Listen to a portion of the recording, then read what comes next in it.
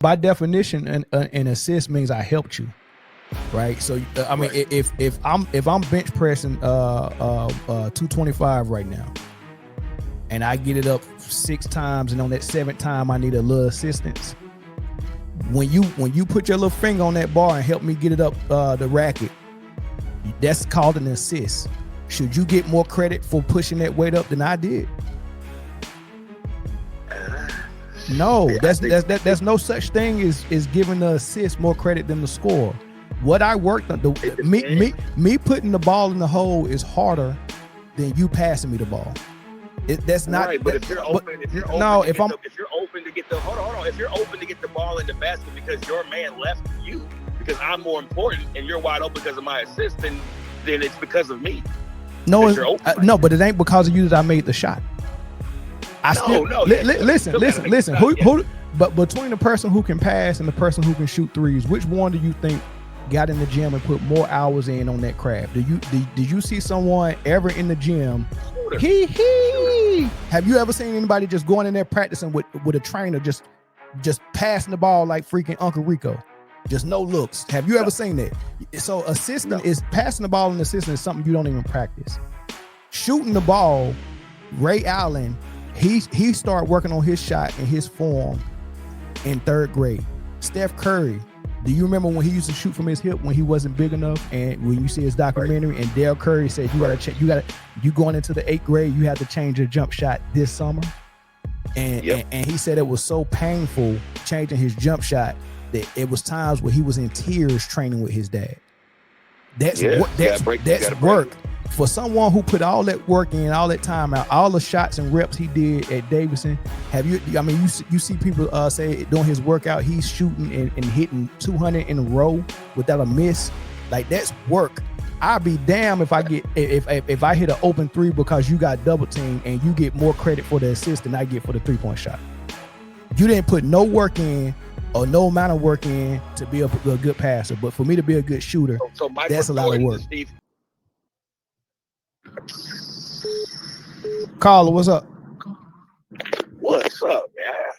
I'm leaving the game live at the game. Oh, you was in Indiana?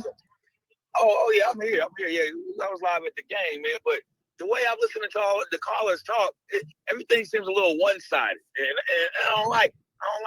What was one-sided? The way everybody. First of all, whoever that last guy was, that big SGA fan, I get he's a fan and all that, but to act like SGA pushing off like everybody doing that, no. Most people get called for that shit. So it's kind of ridiculous to say I don't understand the whole SGA thing. You want to see the push off call more? I don't like the call because to me personally, I don't see how as a defender you can guard it. I don't see how if I'm standing in front of you and you're able to push me backwards and then get the shot off, I don't see how that's legal at all. Yeah, but so are you okay with the defensive holds and all of that though? That's playoff basketball. Well, so playoff basketball is only on the defensive end. The offense can't get aggressive. Oh no, you can be aggressive without pushing off with your forearm. You can be aggressive without holding people's jersey in their wrist too. True, but that's playoff basketball. Both teams are doing that. Don't act like Lou Dort and they ain't holding too. Everybody's holding. The teams are very, very equal. The only thing to me, let me say this. You got it. Go ahead.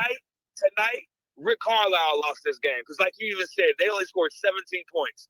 Anybody with 2 eyes know Tyrese Halliburton isn't a one-on-one player. Like my man was just saying, he's not a one-on-one player. He needs a screen. He beats people with speed.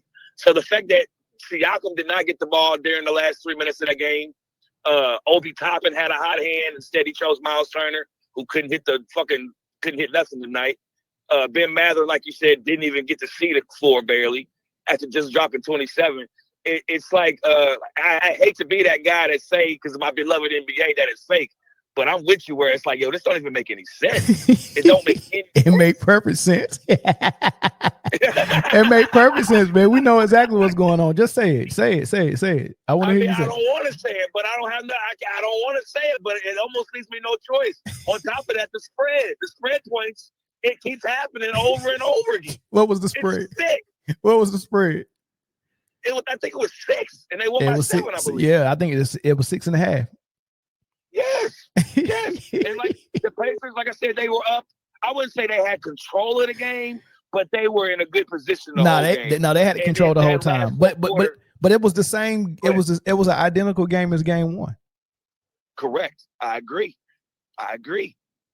It's just that they didn't close it out right. They were OKC went to their man to score down the stretch, right? Yeah. Pacers didn't. Them hard going 1-on-1 with Chet. While Siakam is sitting in the corner waiting for a three, I said, I got up and left right there. As soon as he saw I got up and left, it was like two minutes, I'm out of here. Beat this traffic. It's over. So tell me from being in the arena, man, what did the fourth quarter look like to you? Like, did it feel like it was slipping away? And could you see? I'll tell you when I felt it slip away. The crowd was going crazy. There was a play where Jalen Williams dribbled and then passed it to SGA and he hit a three on the right wing and they took the lead by 1 point. Yeah. I don't remember. And that's when the crowd, everybody sat down, and I looked around. I said, "Oh yeah, they fucked up right now." It got quiet. It did get quiet. I know. I said, "Oh shit, they fucked up right now," because it was loud, crazy the whole time. People high fiving strangers and drunk ass people. But as soon as that three went out, everybody it was quiet. Hey, what Caitlin Clark looked like in person? Mel Gibson. She looked like racist ass Melly Gibson. Yeah, no, she's not an attractive woman. Hey, bro. But when she put that short skirt on and showed them, she got beautiful legs. I'm sorry. I'm so sorry, man. She should. She's got beautiful legs, man. I think 90% of the WNBA girls got some nice legs. Caitlin Clark got really nice legs, though.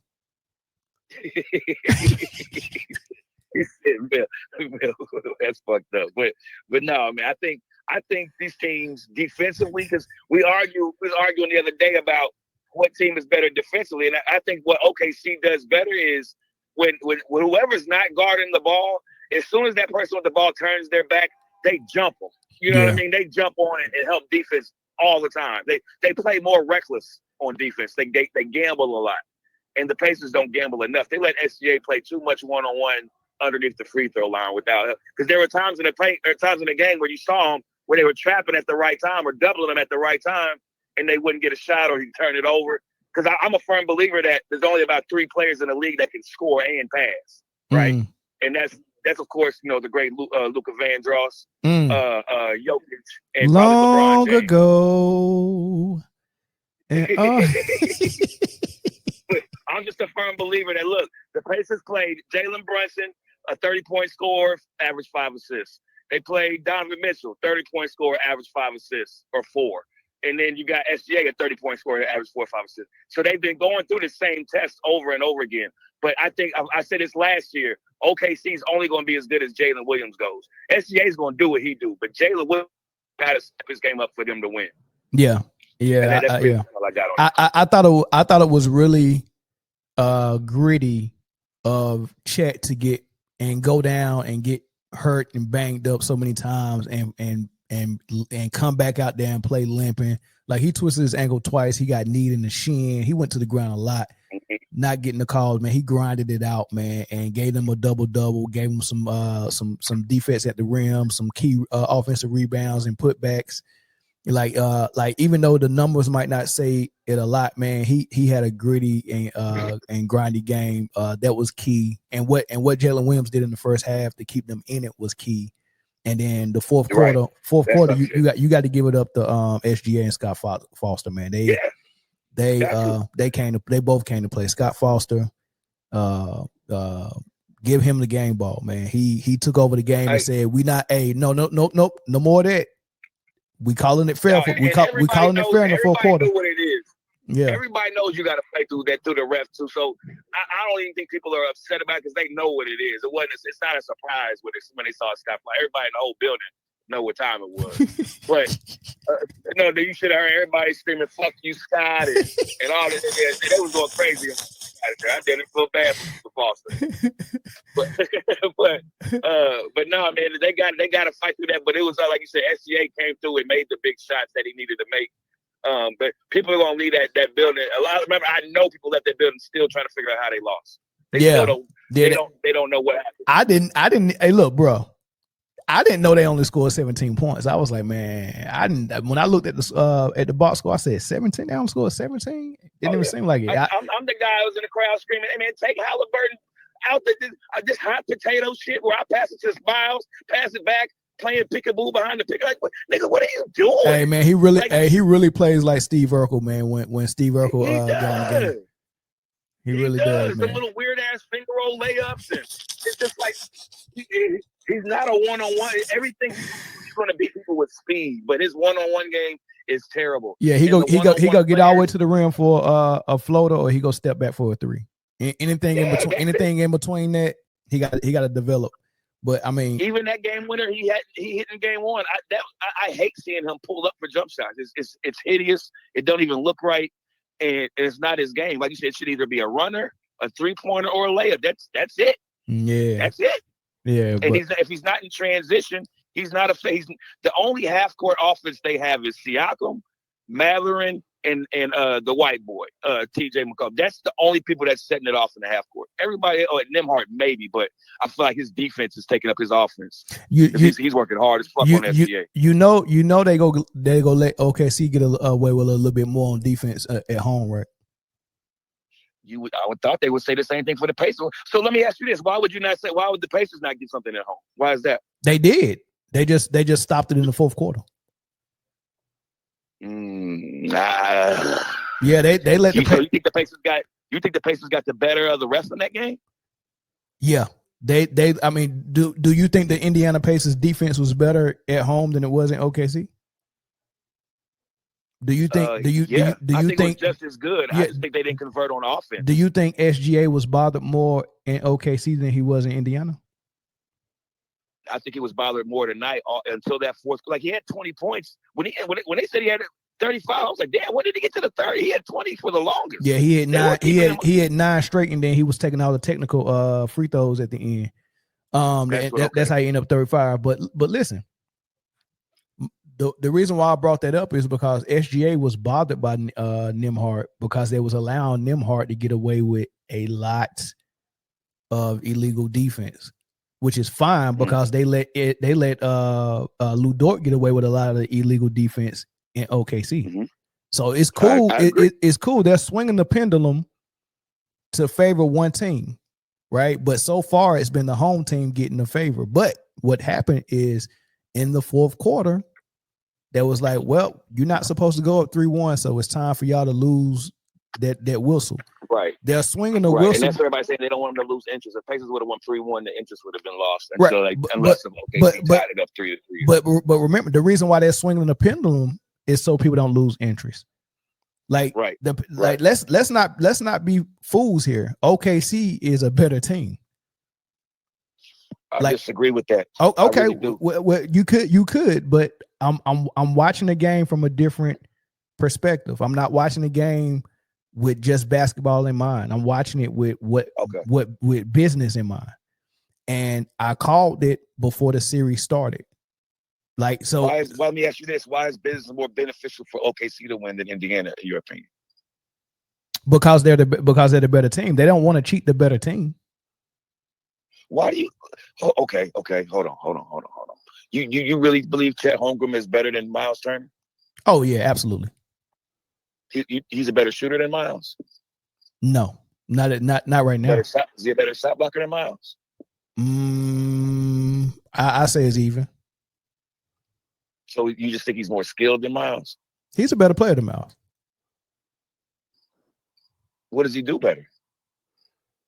He definitely handled the ball better. Granted, this series, he's outplaying them this series, don't get me wrong. But overall, it's just pure talent, what they should be doing. I think Miles is a better shooter and shot blocker. And I just think Chet has a better handle. That's pretty much it. Okay. Well, I concede that. Let's say Turner is better than Chet. Now what? Then let's go to Jalen Williams. Okay. Let's go to Jalen Williams. Okay. How much better do you think Jalen Williams is than Ben Matherin? How much better? Ben Matherin is pretty good. But he don't have a lot. He comes off the bench. And he comes off the bench for sure. Yeah. He's pretty good. I'm gonna be honest with you though. Ben Matherin he's really good. He's really good. And I think Siakam might be better than Jalen Williams. I do too. I think Siakam's the real pure mismatch that they have. They really don't have an answer for Siakam. Okay, and that's why I said the last thing he didn't even touch the ball.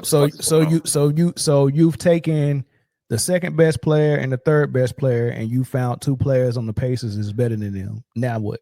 Correct. Now the rest of these guys are just now SGA. You got SGA all okay.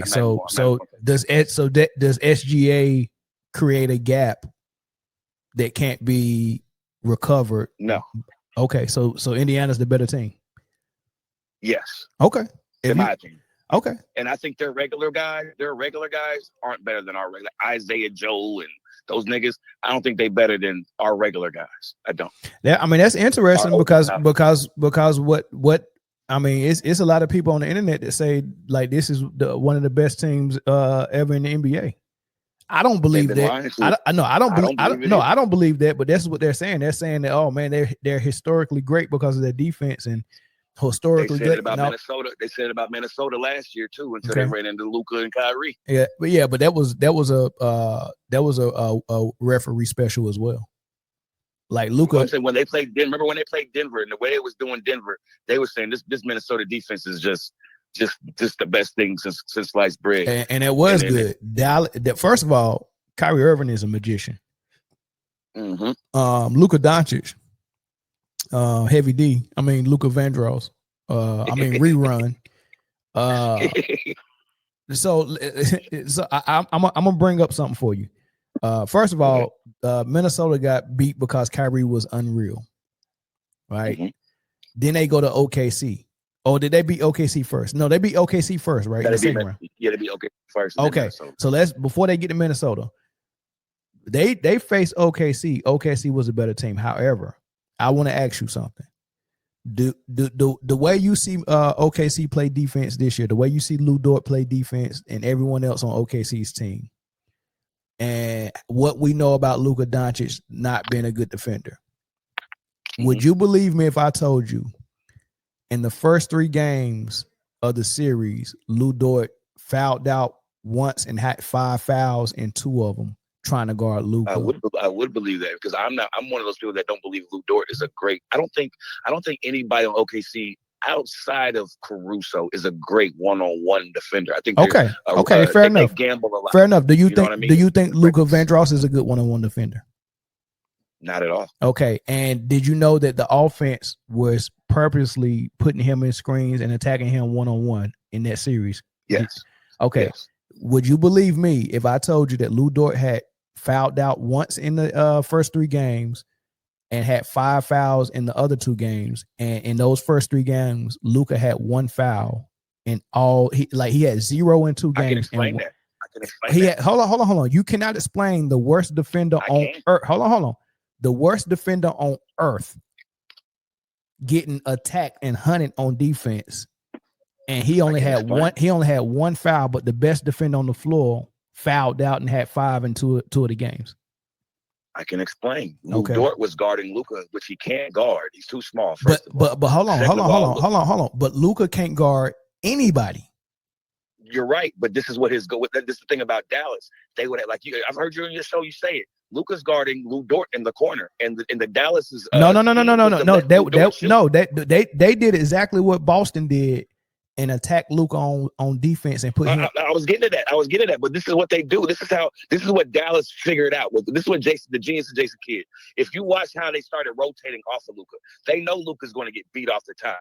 So what they would do is once Luka's beat, Luka would rotate down to the bottom by Rudy Gobert, whoever's down there. I'm telling you, I watched the games. That's not true. They was letting Luka get. I'm telling you, the stuff that they were letting Luka get away with, they didn't let him get away with against Boston. That's why he looked so bad in Boston. Every team in the playoffs was attacking Luka the same way. I think Boston have more people that can dribble, pass, and shoot. Just like the Pacers have more people that dribble, pass, and shoot. Okay. OKC has a bunch of spot up shooters. Okay. Outside of Jalen Williams and SGA, I don't think any of those other guys are shot creators. Okay. Or you'll go get their own. Okay. Fair enough. So that makes 100% sense to you that Luka could go 3 games with 1 foul. That makes sense to you. Yes. I mean, it's hard to believe. I hear you. You living in the world of delusion. I'm sorry. I'm living in a sorry. world where I know that Luka is going to get past the original guy with the ball is going to get past Luka. He's going to rotate to somebody else. Nah, so dog. I watched that series. They got holes. I'm telling you. I watched that series. I'm gonna go back and watch. Please do. I mean, because that first of all, you can't play 48 minutes. You can't. Luka was playing 40 minutes a game. You can't play 40 minutes a game and have one foul in the playoffs. That ain't even possible. If I look at the box score now and look at all the starters for both teams, you're not going to find one with one foul. True. But they're not rotating like Dallas was rotating. Dallas figured out how to rotate off Luka, which the Lakers have not figured. The Lakers got to figure that out now. They got to figure out how to rotate off Luka. Dallas figured it out. How to his weakness. They built it just like Allen Iverson in the Philadelphia 76ers. They built that team around a small guy that really can't guard, but he can get buckets. And I think this defense that OKC plays, because like I said, they gamble a lot. It's a lot of reckless stuff. Pacers don't have as good as people think Tyrese Halliburton is as a passer. He's not on that top tier level of passing. He doesn't really make anybody better, if that makes any sense. He lets you do your thing, just like SGA. He'll give Jalen Williams the ball, let him do his thing, but he's not really creating for anybody or making anybody better, if that makes any sense. Luka is getting people wide open. We got to stop saying that. Like I know, I know it's a cliche in sports and basketball, but it's the worst phrase in basketball. I mean, you're not making a player better by getting them an open shot. That's not. You're making it easier for him. You're right. I agree. I hate when I hear people say that. He makes people better. No, he don't. No, he don't. Right. No, I agray with you on that. Because I say the same thing. I say these niggas are in the NBA. They're already good, right? They already got the talent. If I'm Kyle Korver and I shoot open 3-pointers at a 45% clip, and you'll get me open threes. You didn't make me better. I'm a 45% shooter if I get open threes. You got a double team and you pass me the ball. I knocked it down. We got to stop. We got to stop giving assists more credit than the score. I agree to an extent. It's like I said, all assists aren't created equal. But like I said, SGA, Donovan Mitchell. I mean, but by definition, by definition, an assist means I helped you. Right. So I mean, if I'm bench pressing 225 right now, and I get it up 6 times, and on that 7th time I need a little assistance. When you put your little finger on that bar and help me get it up the racket, that's called an assist. Should you get more credit for pushing that weight up than I did? No, that's no such thing as giving the assist more credit than the score. What I worked on, me putting the ball in the hole is harder than you passing me the ball. That's not right. But if you're open to get the ball in the basket because your man left you because I'm more important and you're wide open because of my assist, then it's because of me. No, but it ain't because of you that I made the shot. Listen. But between the person who can pass and the person who can shoot threes, which one do you think got in the gym and put more hours in on that craft? Did you see someone ever in the gym? Have you ever seen anybody just going in there practicing with a trainer just passing the ball like freaking Uncle Rico? Just no looks. Have you ever seen that? So is passing the ball and assisting is something you don't even practice. Shooting the ball, Ray Allen, he started working on his shot and his form in 3rd grade. Steph Curry, do you remember when he used to shoot from his hip when he wasn't big enough? And when you see his documentary, and Dale Curry said you going into the 8th grade, you have to change your jump shot this summer. And he said it was so painful changing his jump shot that it was times where he was in tears training with his dad. That's work. For someone who put all that work in, all that time out, all the shots and reps he did at Davidson. You see people say during his workout, he's shooting and hitting 200 in a row without a miss. Like, that's work. I'd be damned if I hit an open 3 because you got double team and you get more credit for the assist than I get for the 3-point shot. You didn't put no work in or no amount of work in to be a good passer, but for me to be a good shooter, so that's a lot of work. Steve Kerr. So the Michael Jordan to Steve Kerr pass, you're giving that more credit to Steve Kerr than Michael I'm Jordan. not giving no assist more credit than the shot maker. The shot maker is the tougher thing. But if you're a shooter and that's what you're supposed to do, I don't look at it as a tough thing. Scoring points is harder than making a pass. It's called assist for a reason. You helped me. I did most of the work. I agree. I want to change something because another thing that y'all said earlier that I want to talk about is the entry passes in the NBA. Not just this series, but the whole fucking the whole NBA all season. I've seen team after team try to make an entry pass, and either the player's not sealing them off enough, or the pass is just not in the right pocket, and they get tipped off so much. I heard them talking about OKC taking the ball out inbounds and everything, and I was like, it ain't just OKC. It's everybody. The whole NBA. You would think these niggas is learning this. And like you said, 6th, 7th grade, we learn entry passes, but because nobody plays in the post no more. These niggas don't even know how to throw an entry pass. Yeah, I mean, it's very like I hated that that single foul line inbounds play that was doing at the free throw line, because it's just so simple to just put somebody on the block, and then you either got to front me, like you could have that single foul line at the free throw line, but have one dude on the block. So if you have one dude on the block, you can't front me because there's no backside help. Right, like if I'm at the rim, right? So all the guys at the free throw line, 3 guys at the free throw line, and 1 guy inbounds, and then a tall, good free throw shooter like Chet right there posting up on the block. So you're either gonna front me, and then I'm just gonna put my arm in your back and call for the ball over your head, and go up and get it at the apex, and I'm at the rim, right? You gotta foul me, or you gotta play behind me, which also I can keep you on my back, and there's an easy entry pass. You didn't have to do all that, but the reason why they was doing it because they wanted to get the ball to SGA because he's the best free throw shooter. But I mean, you could have put SGA in the post right there. Same concept, right? I think that's dumb. Yeah, I don't know what it is, man. Like I said, I don't know if it's just they don't work on it, just because, like you said, like I was saying, nobody plays in the post no more. Like remember, like when Alex Caruso was guarding Jokic, it's like these niggas couldn't even get the ball into Jokic. I'm like, Alex Caruso should not be able to be stealing some of these passes. Is it the passer or the sealer? I don't know, but the whole NBA is horrible at that. It's kind of ridiculous for it to be pros. It's cool. They fixing the NBA. Joe Dumars got it set in motion. I mean, it sounds like everybody's enjoying the finals and all of that stuff, man. So hey, be entertained and watch the show, man. Thanks for the call, bro. No doubt, man. I appreciate you. Yeah.